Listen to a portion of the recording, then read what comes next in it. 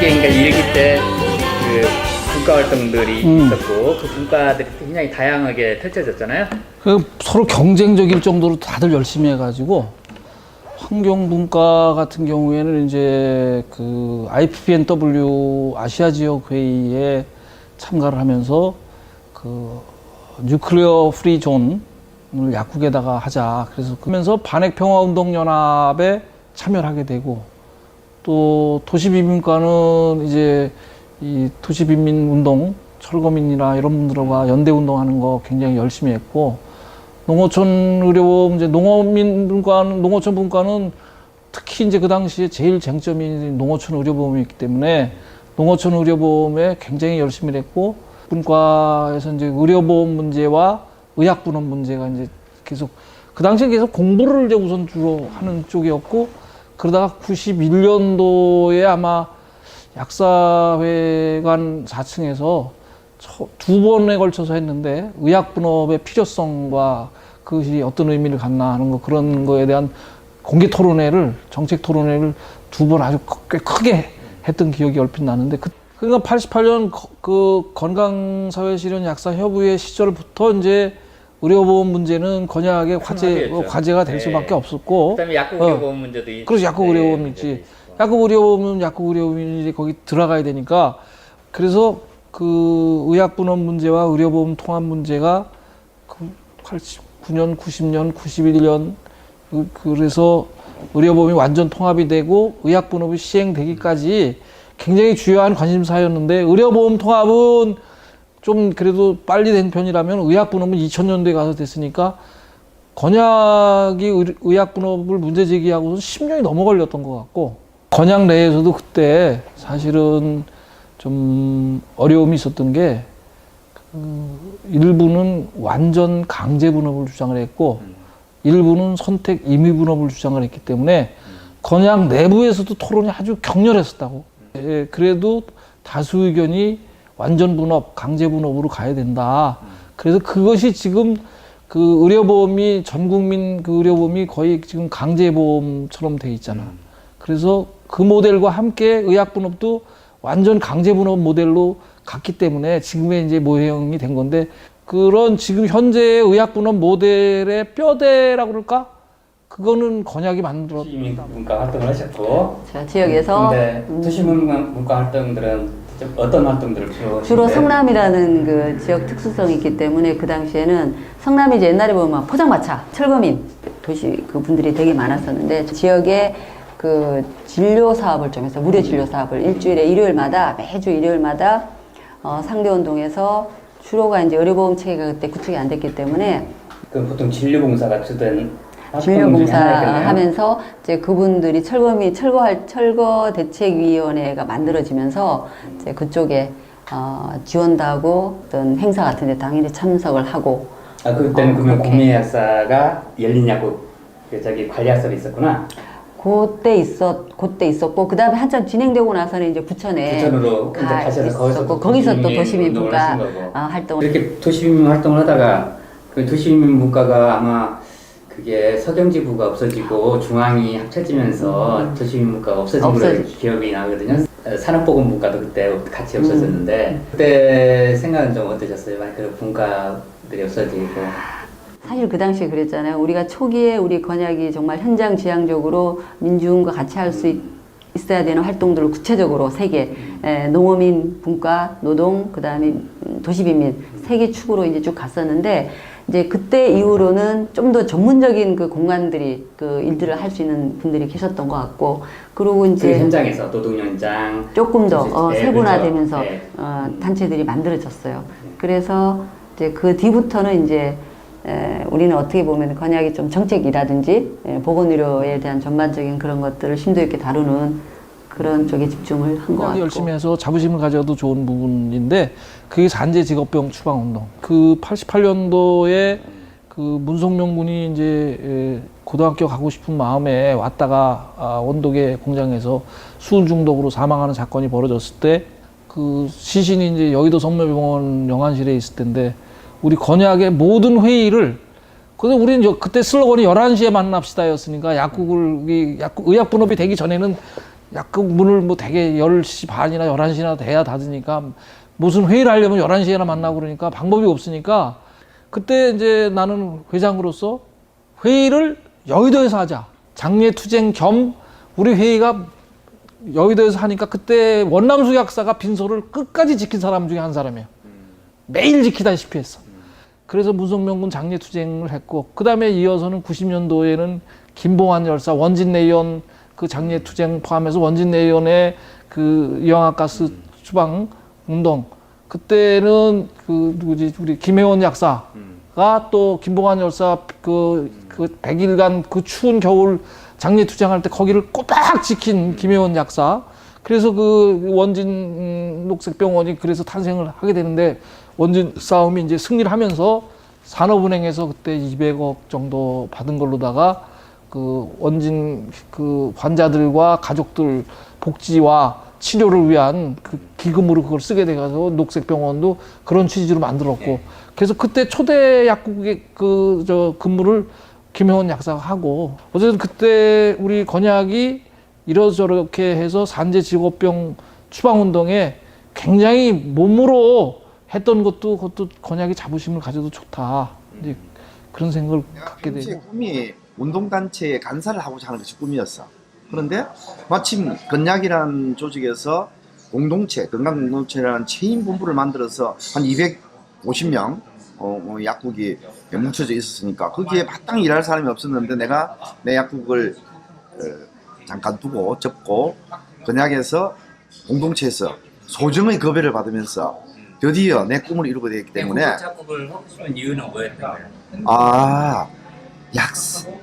이 한국 사회가 건강한 사회가 되기 위해서는 약사들도 운동의 대열에 참여해야 되는데 그러려면 약사의 꽃은 개국 약사이기 때문에 개국 약사의 그 저병 그라운드가 바뀌면 개국 약국을 통해서 지역 주민을 바꿔내고 지역 주민을 민주 시민으로 만들어내고 그 민주 시민들의 역량이 다시 민주 사회로 만들어지는 초석이 된다. 그래서 그 초석의 일부분이라도 개국 약사가 맞자. 네, 그런 것들입니다. 그래서 그 당시 체인이 뭐 여러 가지 체인 본부들이 많이 생겼는데 그래도 우리가 우리 건약 개국 약사들의 뭉쳐진 힘이 필요하다. 그래서 한때 250명까지 전국에 많이 늘어난 적이 있습니다.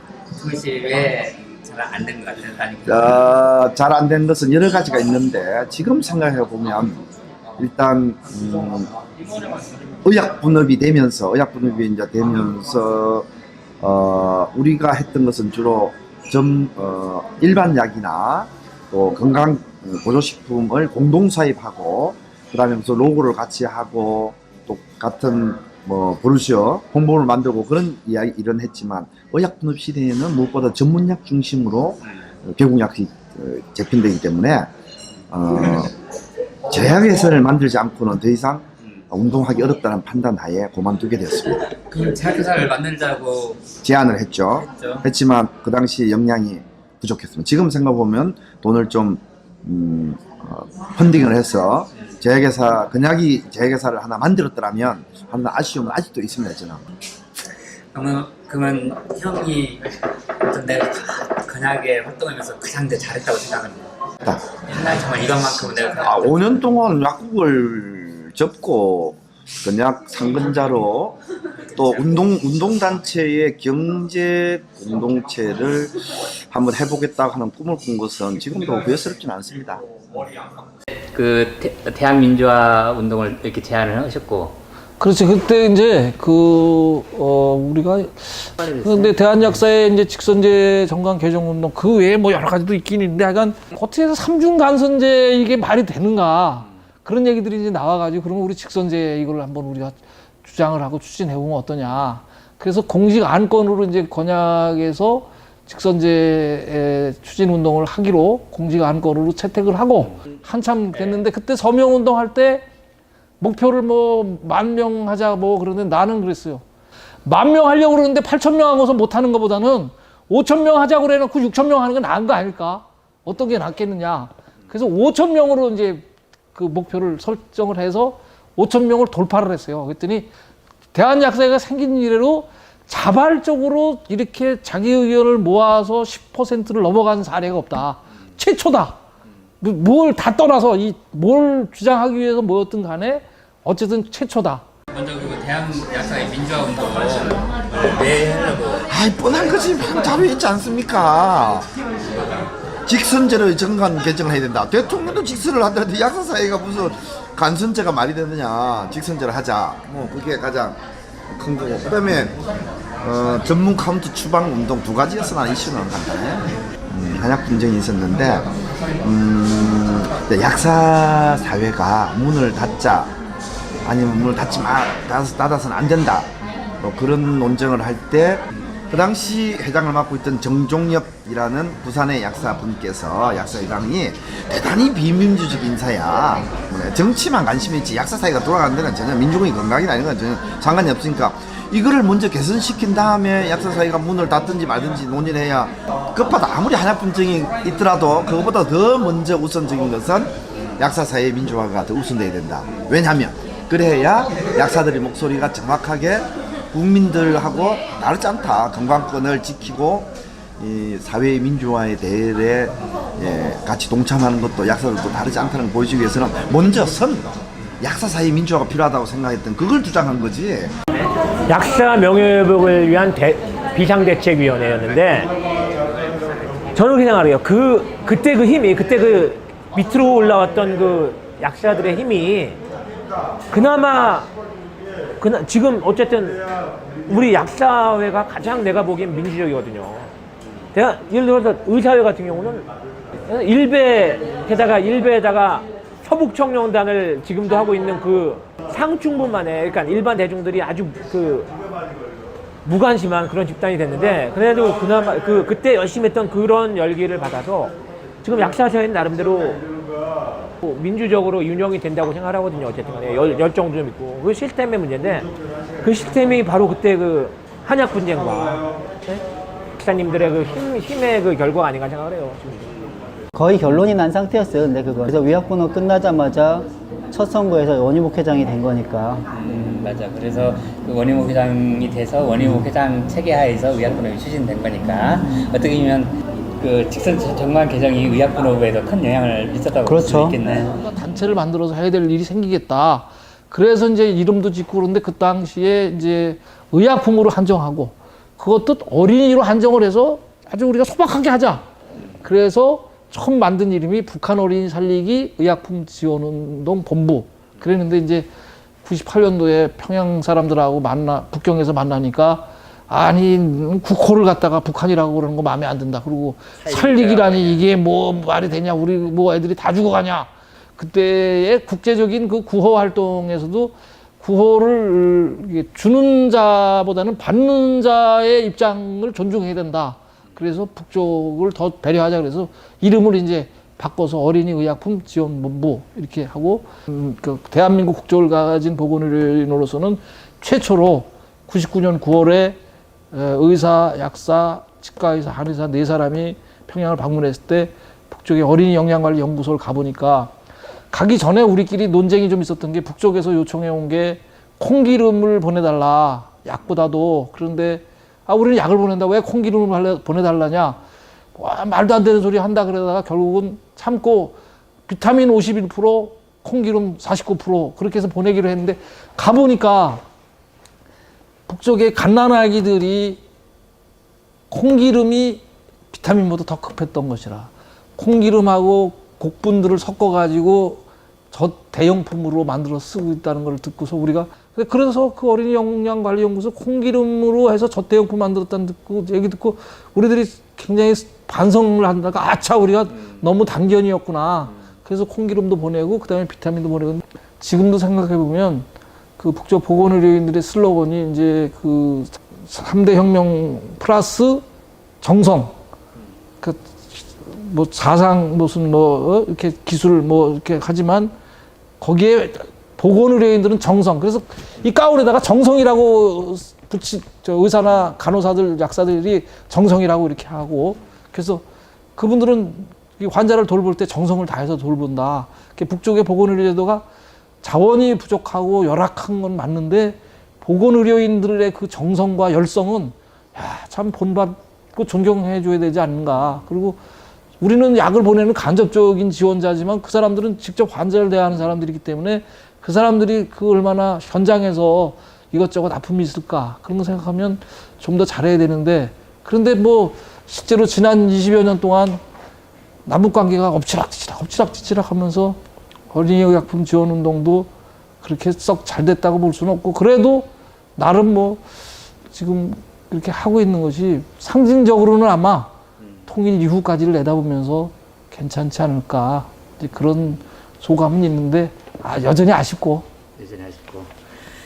개인적으로 이제 얘기를 좀 하면, 가능하다면 개인적인 바람인데, 이제 그동안 내가 이제 그렇지 그 여건이 좋아진다면, 그런데 내가 좀 기여를 좀 해서, 아까 내가 얘기했던 남쪽의 자본과 기술이 북쪽에 투영이 돼가지고 북쪽의 인프라와 결합을 해서 북쪽에 제대로 된 의약품 제조 공장을 세우고, 거기서 제조되는 의약품들이 북쪽의 인민들을 위해서 쓰여지고, 그게 이제 북쪽의 인민의 건강을 증진시키는데 기여할 수 있다면 좋겠다는 생각을 막연하게 해볼 때가 좀 있어. 형이 그런 꿈을 갖고 있으면 올 겁니다. 그럴 때가 왔으면 좋겠어. 회장님 있을 때 이제 한약분당이 처음 그래서 얘기가 얘기가 제기가 됐고, 그다음에 다시 이제 뭐 난리가 난 건 96년도. 또 96년도에도 난리가 났잖아요. 약사를 그렇지. 시험 보고 막 그런 전국에. 그렇지. 그래서 우리 여의도에서 집회하고 과천 대첩, 그때 이제 선수들이 이제 하성주, 박기호, 특히 박기호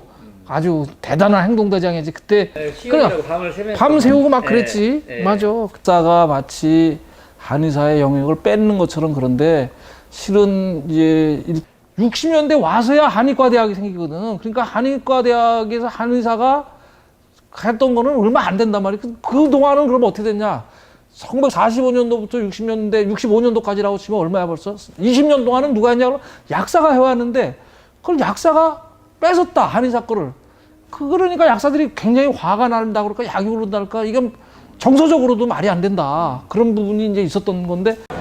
약사님들이 열정적이었죠. 전국에서 약사님들이, 그러니까 전국의 모든 지역에서, 심지어 제주도에서까지 과천으로 올라오셨어요. 밤을 새서 데모를 했었죠, 그때. 900명이 모여서, 제가 이제 그때 사회를 봤었거든요. 사회를 봤었는데, 몇 번인가 쳤어요. 몇 번인가 그 전경들이 들이닥쳐가지고, 들이닥치면 그때부터 확 터졌어요. 그리고 다시 뭉쳐서 또 구호 외치고, 또 들이치고, 그리고 다시 뭉쳐서 구호 외치고, 그렇게 밤새서 그걸 했어요.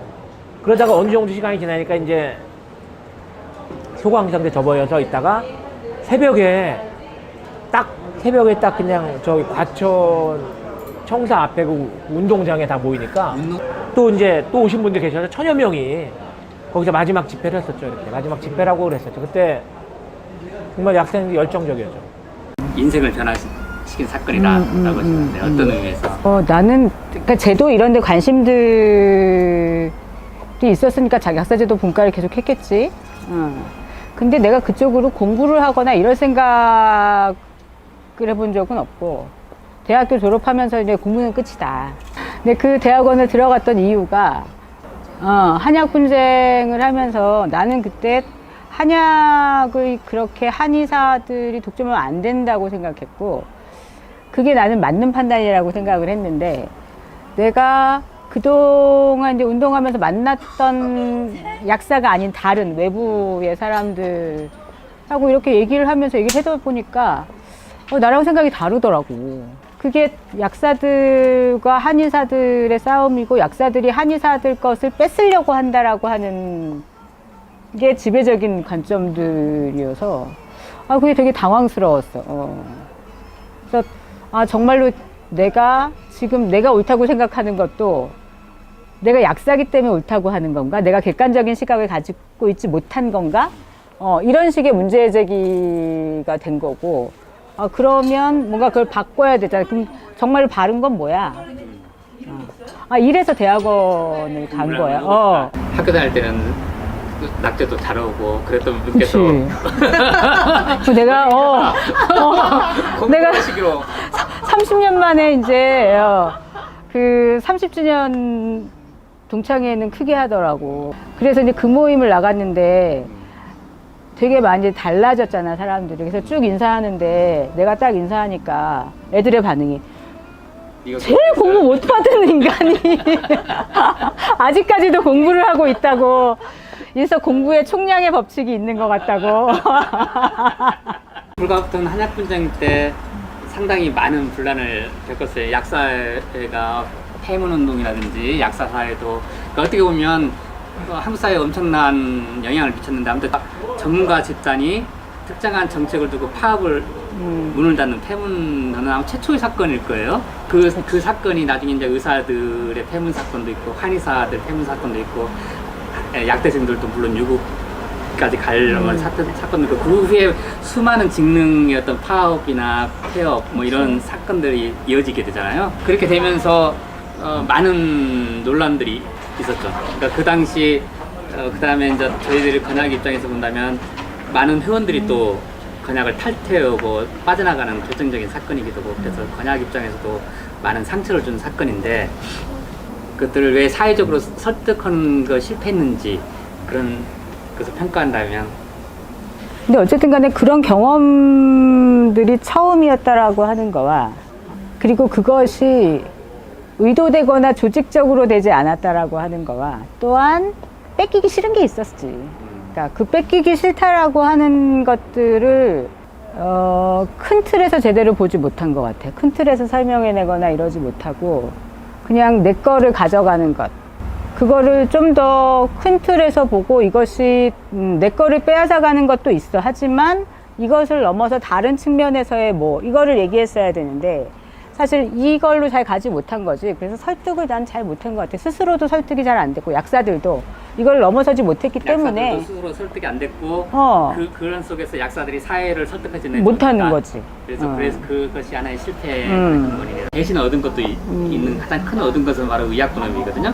삼방분업을 합의를 하면서 약사법이 불똥이 튀었는데, 그 중에 하나가 5년 뒤인 1999년도부터 의약분업을 그냥 실시한다라고 하는 그 문구가, 그러니까 의사사회는 어떻게 보면 그냥 이게 멍 때리고 있다가 의약분업 사안이 핵심 아젠다로 돼서 크게 당황을 했던 거고, 약사회는 어떻게 보면 자기가 한약 분쟁을 겪으면서 이게 의약분업 때도 똑같은 모습을 똑같이 해야 될 거라는 걸 알았기 때문에, 그렇지. 어떻게 보면 대국민 설득이라든지 현 정권의 정책 담당자를 설득하는데 더 많은 설득력을 가졌다고 보거든요, 의사사회보다는. 그 의약분업 때는 그래도 다른 것보다 그 연대를 한번 해봤다는 게 나는 성과였던 것 같아요.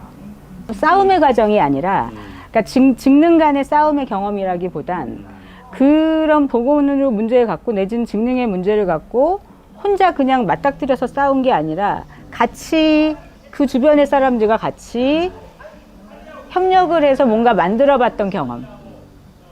이거의 건약은 당사자로 있었고, 외부는 아니었고, 다른 의사들은 아니었고, 나는 이게 더 큰 경험이 아니었을까. 그래서 우리가 의약분업 할 때 바로 우리들끼리 팀을 만들어서 준비를 했잖아요. 그러니까 이게 나는 한약분쟁에서 우리가 얻은 성과는 이건 것 같아요. 정책적으로는 사실 그때 그 선배들이 만들어 놓은 그 건강사회를 위한 보건의료 정책인가? 그 책자 만들 때 선배들이 의약분업 틀을 잘 만들어 놔서 비교적 그 의약분업을 해야 한다라는 것 자체에 대해서는 시민사회나 그쪽에서 별다른 이견이 없었기 때문에 그거 자체가 어렵진 않았어요. 근데 뭐 이제 여러 내용들을 이게 어떤 걸로 할 거냐 짜집기를 하는 과정에서 도대체 뭐를 내주고 뭐를 지켜야 할지가 이렇게 명확하지가 않았으니까, 그래서 아무도 예측할 수 없는 거잖아요. 그게 어떤 결과로 나타날지. 그런 것들을 그때그때 결정하는 게 조금 힘들었기는 했죠. 그러니까 20년 전이죠. 10년, 의약분업 10년 평가를 할 때 그렇게 평가를 했어요. 이거는 우리나라 의료제도에서 의사-약사 관계를 근대화시키는 작업이었다라고 평가를 했고, 저는 아직도 그렇게 생각을 해요. 그러니까 의사-약사가 지금 사람들은 잘 이해를 못하겠지만 의사 약사가 서로 경쟁하던 시기였잖아요. 그렇죠. 네. 그러니까 역할이 일정하게는 혼재돼 있었고, 물론 그때 그 시절을 더 좋아하는 사람들도 있긴 하지만 그 이후에 나온 여러 가지 이제 새로운 신약들이나 뭐 다양한 해피드럭이나 뭐 그런 것들을 봤을 때 저는 의사 약사들이 전문적인 역할을, 각자의 전문적인 역할을 찾아가는 게 맞았고 잘 됐다고 생각을 해요.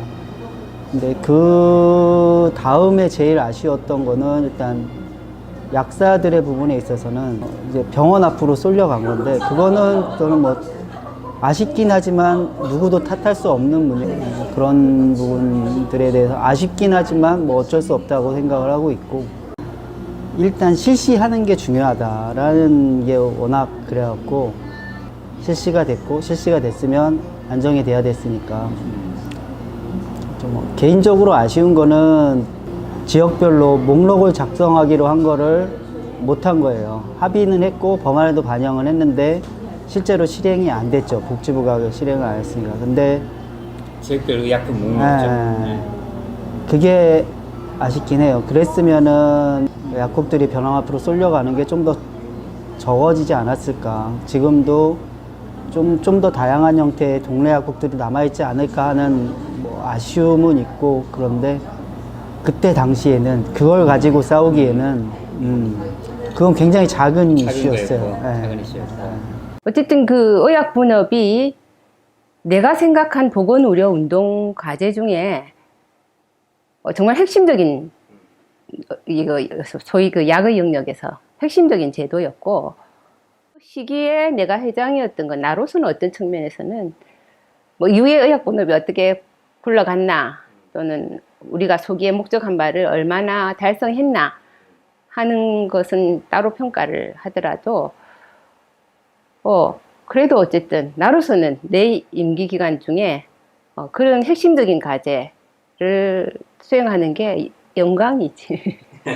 작년 때부터 시작해서 의약품의 안전성, 접근성, 유효성 문제라는 투쟁들이 본격화되고, 맞습니다. 건약이 어떻게 전문가 운동을 본격화시킨 그렇죠. 그러니까 저희가 새 임기라고 보거든요. 제가 그 의약품 안전성에 관해서 처음 건약에서 나름대로 이렇게 역할을 했던 제일 처음이 시사프라이드였었어요. 시사프라이드, 그게 이제 의약분업 바로 하기 전에 그 문제가 됐었던 거였었는데, 그 의약분업이라고 하는 굉장히 큰 파고를 넘고 다소 건약 운동이 약간 이렇게 침체가 되어져 있을 그 시기에 그 제가 그 회장을 하면서 2000년도에 이제 콘택 그 600, 그래서 이제 거기 이제 페노프로파노아민에 대한 성분 때문에 이제 그게 이제 문제가 된다라고 했었고, 아니 그거는 저기 콘택이었고, 2004년도에 그는 이제 프레파시 때 이제 그 약 성분이, 시사프라이드된 성분이 심장의 QT를 늘려서 소위 말해서 부정맥을 발생한다. 이건 미국에서 발생되면서 우리나라에도 이제 급히 영향이 되면서 몇 개월 만에 퇴출이 됐었고요. 그 다음에 있었던 그 몇 가지 약물 중에는 이제 그 피임약 중에 이름이 정확히 기억이 안 나는데, 여드름에도 사용된다라는 이제 그 약이 있었는데, 그게 이제 외국에서는 실질적으로는 1차 선택약으로 피임약이 아니라 말 그대로 그 안드로겐이 분비가 많이 되는 여드름에 쓴다라고 해서 그걸 이제 전문약으로 바꿨었죠. 비만 치료제들 시부트라민 제제, 시부트라민 제제 부분들을 사실 2004년도에부터 이제 문제 제기를 하면서 이제 심장 쪽에 그 문제가 생길 수 있다라는 분들 얘기하면서 결국에는 이게 이제 외국 쪽에서 이제 자료가 나오기 시작하면서, 정확히 기억 안 나지만 2000년 뭐 2010년 넘어서 그때 이제 다시 또 이게 그 시장에서 퇴출된 부분들이 좀 있었고, 그다음에 이제 어쨌든 그 식욕 억제제들 뭐 펜터민이나 펜디메트라제 이 부분들에 대해서는 이제 계속적으로 문제 제기를 하면서 실질적으로는 그 기준에 그 4주 이상, 예전에 뭐 12주가 어떻고 뭐 이라서 했는데, 어쨌든 이쪽에서도 이제 많이 문제가 되니까 4주 이상 사용하지 말라 뭐 이런 식의 어떤 기준을 만든 뭐 그런 사례가 지금 기억이 나네요.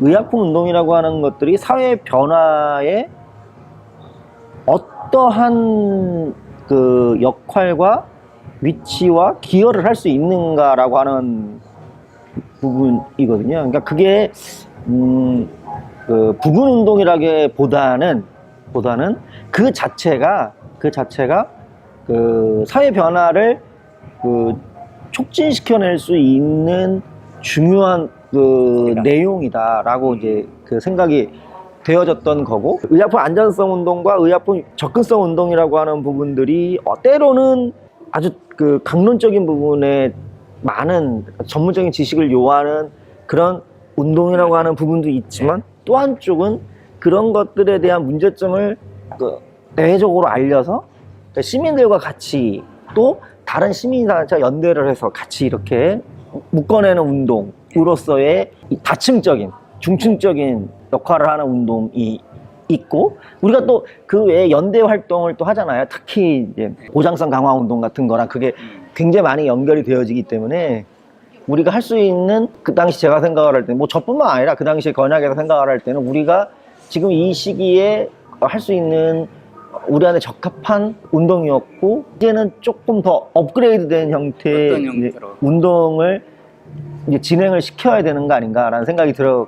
폐암 치료제, 이래사 같은 경우는 직접 우리가 일본에서 그 시민운동가 의사분을 초청을 해서 토론회도 하고, 또 그 환자단체, 우리 건약, 그 다음에 그 건강생활 네트워크라고 하는 또 다른 시민운동단체들을 엮어서 그 약의 보험 퇴출을 시킨 거죠. 근데 그 당시에 그 변진옥이 굉장히 혁혁한 역할을 했고, 그게 아마 처음이자 마지막으로 저희가 정부를 도와줬던 한편으로는 우리가 그렇게 그 아주 디테일한 부분에도 그 우리의 역량을 보여줄 수 있었다는 부분들이 있고, 그걸 가지고 지금 얘기하는 그 시민운동을 만들어. PFT 문제가 이제 딱 터졌는데, 이제 그 당시에 뭐 저 개인적으로도 그렇고 조직적으로도 그렇고 약제비 문제, 그 다음에 뭐 이게 특허 문제, 특허에 따른 그런 독과점 문제의 폐해, 이런 것들이 사실 이제 굉장히 이제 집중되기 시작을 했죠. 그래서 제가 회장이 되면서는 이제 그 싸움의 결과이기도 하고, 그 싸움의 연장선상이기도 하고, 사실 시대적 과제이기도 하고, 저한테는 개인적으로 이제 2002년도부터 재정소에 참가하면서 약제비 이런 변화 흐름 같은 것들을 좀 이렇게 봐왔던 개인적인 경험이라든가 조직적인 경험도 있고, 그렇게 해서 의약품 접근권 문제에 대한 우리가 어떻게 이 문제를 풀 것인가가 사실은 제가 회장이 되던 해부터는 가장 큰 화두였죠. 그러니까 사실은 이 의약품 접근권 투쟁이라든가 이 싸움이 사실은 다른 나라의 선례가 있다거나 다른 나라의 모델이 굉장히 우리한테 적합하다거나 이런 투쟁이 아니에요. 각 나라마다 굉장히 조건이 다른 거예요. 사실은 우리나라의 건강보험이라고 하는 조건이 미국보다는 뛰어나지만 유럽보다는 한계가 많고, 그러니까 이런 상태에서 이제 의약품을 어떻게 급여를 하는가도 캐나다의 얘하고 또 어떻게 보면 약간 그 약제비 적정화 방안이 스웨덴 모델을 갖고 왔는데, 또 스웨덴의 약제비 정책하고 또 일맥상통하는 게 있고, 그래서 저희가 갖고 있는 이 기반, 보건의료 시스템의 기반이 우리한테도 계속 고민을 하게끔 새로운 투쟁을 해야 되고, 새로운 아젠다를 개발해야 되고, 여기서 나오는 성과가 어떻게 뻗쳐나갈지, 그 다음에 뭐 선례를 가지고 이래서 이렇게 하면 이렇게 되겠다라고 하는 예측이 쉽게 되지 않는 사실은 그런 거였어요. 그래서 모든 사안이 닥칠 때마다, 물론 이제 개별 의약품을 통해서 이 아젠다가 생겨나는데, 이런 것들을 할 때마다 고민이 많이 되는 거죠. 타이플로 관련돼서는 어떤 의약품 특허라는 공공의 공공보건의 위기가 닥쳤을 때 국가가 어떻게 행동을 해야 되는지, 그 당시에 특허가 어떤 역할을 해야 되는지 이런 게 큰 사회적 화제였고, 그건 지금도 해결되지 못한 그렇죠. 그 당시에 한번 그 특허를 깨고 강제 실시를 했었으면 훨씬 우리의 상상력과 그다음에 우리 그 국가 행정이 조금 더 자유롭고 좀 더 그 상상력을 높였을 텐데, 결국 그걸 못 깬 게 저는 사실 좀 안타깝긴 해요. 당시 이게 2006년도였죠. 2006년도 그 한미 FTA 투쟁인데, 그때는 공교롭게도 한미 FTA 투쟁도 있었고, 그 당시에 그 약제비 적정화 방안이라는 부분들이 떠올랐어요. 그 2006년도 전까지는 어떤 약가 제도에 있어서 약간 좀 여러 가지 좀 허술하다고 해야 되나? 어쨌든 포괄적인 부분들이 없어서 약제비가 이게 좀 약값이나 약제비가 의약분업 이후에 통계가 잡히기 시작하면서 막 늘어나기, 마치 그 당시에 이제 그 부분들이 그 노무현 정부 때 되면서 약제비 적정화가 나오기 시작했죠. 그거가 맞물렸어요. 그래서 한편에서는 아니 왜 약제비 적정화를 그 시도하는 국가에서 왜 한미 FTA라는 실제로 역행되는 그런 시스템을 하느냐라고 해서 이걸 기반으로 해서 뭐 공격하기도 하고 2006년도 장충 체육관 그 호텔인데 그 앞에서 이제 그 당시 이제 전학협 그 이제 대학생 친구들하고도 같이 연대해서 이렇게 기자회견도 갖고 보건의료 분야가 가장 첨예하게 대립하는 대립하는 어떤 분야다라고 언론에서도 많이 인식을 했었던 부분들이요. 다행스러운 건지 불행한 건지 이때까지는 한미 FTA에서 약값이 이렇게 막 폭등했다 이런 부분들은 사실 없긴 했어요. 그 당시에 문제 제기를 많이 하면서 된 건지 아니면 만들어서 그렇게 된 건지. 예, 그건 잘 모르지만 어쨌든 그 당시에 어쨌든 보건의료 가장 큰 문제가 그 이슈가 됐었기 때문에 그 부분들은 일정 정도 우리 그냥 그 투쟁에 있어서 중요한 어떤 변곡점이었다라고 생각을 해요. 뭐 건약이 그 당시 어떻게 보면 특히 의약품 분야에 있어서는 뭐 상당히 많은 우리 나름대로는 많은 역할을 했다고 생각을 했죠.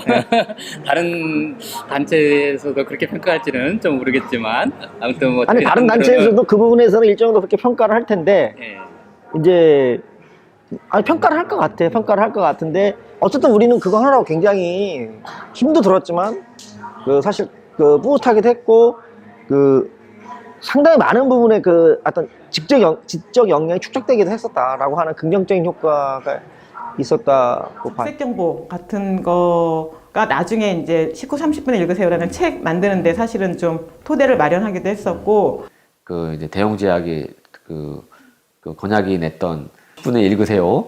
그 책에 관련돼서 그 소송을 낸 것들. 그거를 이제 건약 제가 대표를 했을 때 저 건약에도 냈지만은 직접적으로 이병도 선배를 직접적으로 타겟을 사가지고 그 냈던 사건이 있었죠. 그 대한약사회가 중재를 해가지고 어쨌든 그 일단 뭐 소송을 좀 취하는 부분들로 일단 결말이 났었어요. 어쨌든 그 부분들도 상당히 좀 기억이 나네요. 객관적 사실 자체는 지난번에 그 대웅제약 우루사 관련해서 신문기사 났잖아요. 우루사가 피로회복에 효과가 없다. 그런 연구 결과가 있는데 그런 걸 은폐하고 제약회사가 시민단체를 고소하면서 족쇄를 채웠다. 말이 안 되는 거죠. 뭐라고 얘기해야 돼? 지나고 나면 아쉬웠던 게 건약이 약간 좀 겁을 먹었던 게 아닌가. 이렇게 처음 당하는 일이어서 그때 당시에는 뭐 여러 가지 판단을 해서 뭐 약사에서 중재하고 해서 이렇게 조용히 넘어가는 걸로 한 거였는데 너무 건약이 양보한 게 아닌가 뭐 이런 아쉬움이 들어요. 지나고 나서는. 저는 건약이 시대의 변화에 가장 전선에 서 있었다라는 자부심은 있어요. 제가 죽순이로 살아왔기 때문에. 근데 그게 그래서 모든 대응을 잘했느냐? 그건 아니에요.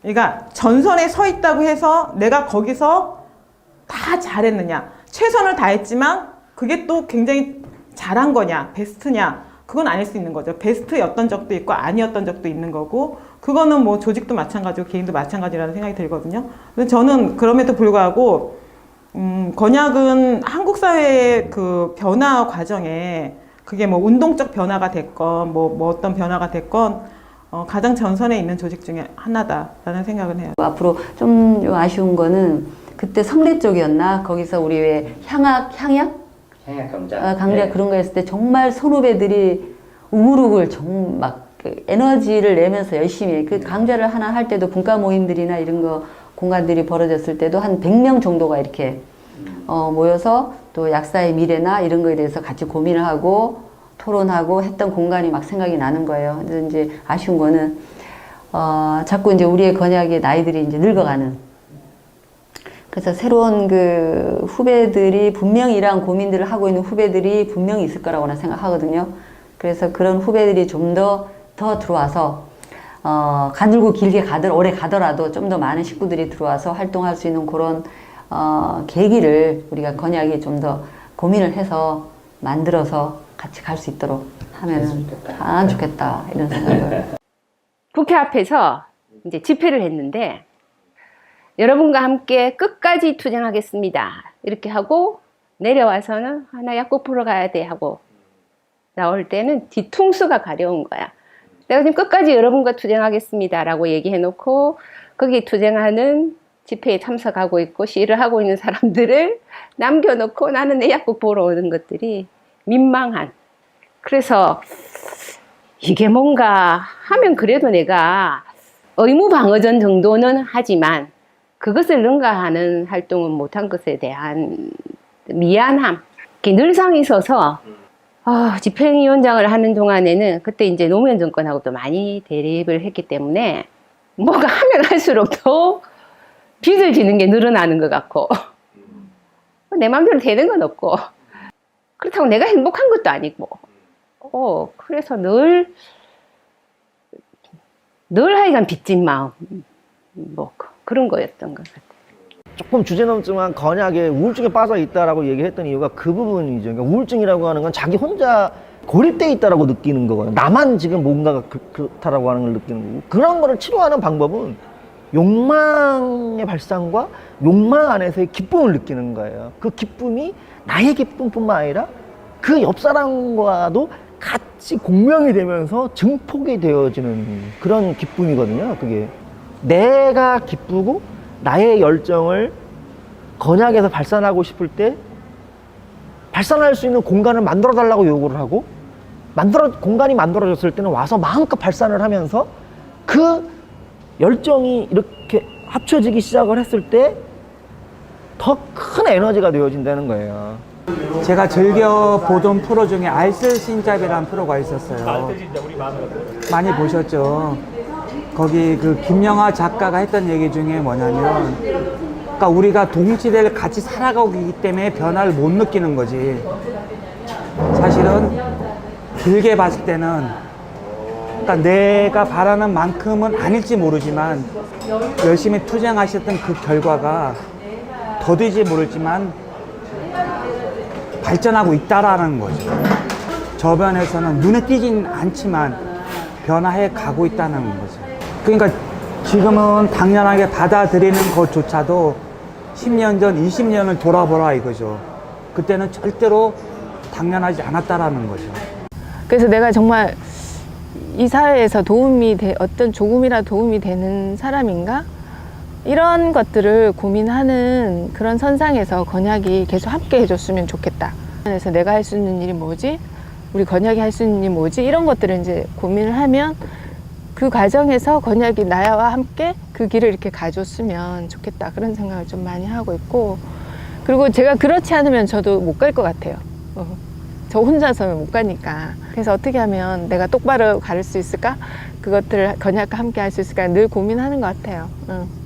아까도 얘기했지만 건약이 건약 자체를 해서 위해서 일을 하는 게 아니잖아요. 그러니까 누군지 모르지만 하여튼 다 중에 여러 사람들의 어떤 행복, 삶의 질을 높이는 걸 이제 운동으로 하는 거니까 그 뭐 건약 회원들이나 뭐 저 개인적으로나 하여튼 결국은 뭐 가깝게 내 주위 사람 아니면 뭐 우리나라 국민 아니면 뭐 전체 지구에 있는 사람들을 위해서 이제 뭔가 조금이라도 한 단계를 이렇게 좋아지는 사회 그런 걸 만들어가는 게 아닌가 생각하고, 이제 건약의 존재 의미도 그런 역할을 할 수 있는 게 뭐 1% 2%라도 남아 있으면은 그 의미가 있이 계속 되지 않을까 생각을 해요. 뭐 주제넘게 축하를 드리자면, 네. 되게 건약은 사실 소규모의 단체더라고요. 그렇게 큰 단체는 아니지만 되게 많은 활동을 하고 지금까지 이제 해오신 거는 사실 제가 만나보지 못했던 선배님들이 많이 활동하신 그거라고 생각하거든요. 그래서 30년 동안 선배님들이 많이 잘 지켜오셨으니까 다음에는 이제 뭐 저 같은 아니면 저보다는 조금 더 선배이신 분들이 앞으로 남은 건약을 이끌어 가야 할 것 같은데, 그 과정을 잘 지켜봐 주셨으면 좋겠고 30년 동안 건약이라는 단체를 뭐 여기까지 잘 이끌어 주셔서 축하드리고 뭐 또 감사드립니다. 86 송미옥 동기 최선아입니다. 건약 30주년 축하드립니다.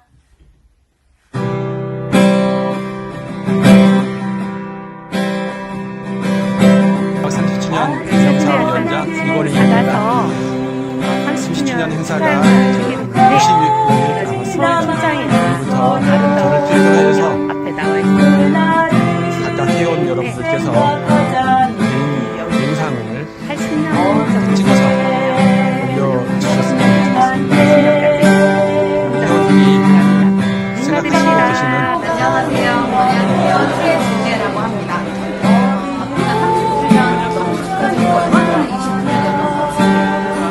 기억이 나는데요. 저는 일단 건약 선배님들, 선배님들한테 감사하다는 말씀. 제가 강건약국은 대한약성을 기분 가벼운. 안녕하세요. 강하라입니다. 예, 건약이 저에게 중요한 남자입니다. 일어나세요. 네, 그리고 이 사이에서 태어난 아들입니다. 일어나세요. 네. 이렇게 건약이 저에게 좋은 사람들도 만나게 해주시고 또 제가 약사로 살아가는데 정말 가장 큰 의미가 되어주는 그런 건약의 30살 생일을 축하합니다.